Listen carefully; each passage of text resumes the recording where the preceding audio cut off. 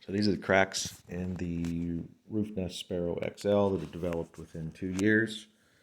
You can see that some of these are fairly significant. They do go all the way through, obviously through the gel coat, and I think a lot of them go through the entire composite. Won't be able to tell that unless I tear out the liner inside.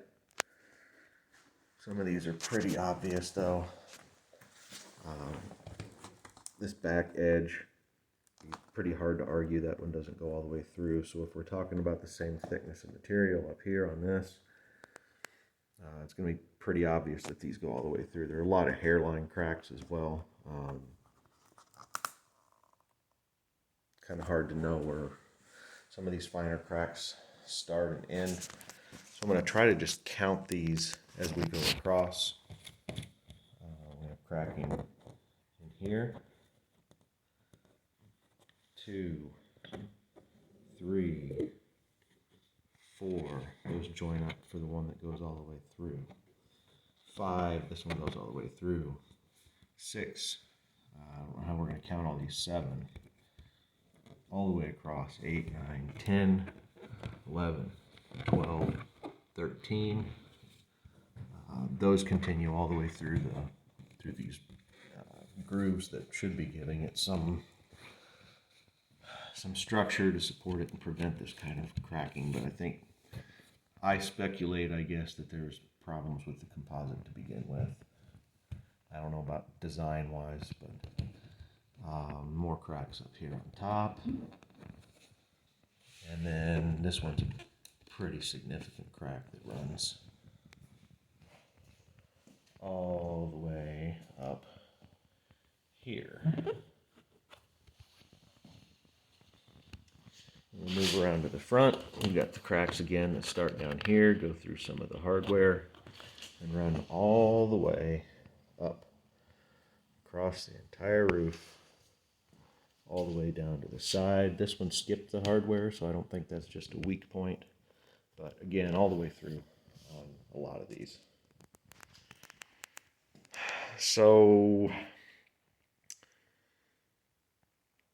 contacted Roofnest. They said, hey, no worries, you can fix that.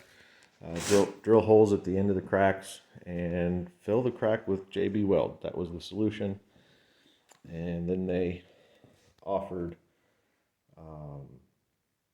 kind of a small money back to basically take something that should be under warranty, make it look terrible, and just put up with the fact that this is going to continue to get worse. So that's not going to be my approach. I wanted to document all this before I got started, but I'm going to go around that perimeter with some Gorilla tape sealant, the actual waterproofing tape they make. It's a 4-inch wide roll, kind of like a Flex Seal. And then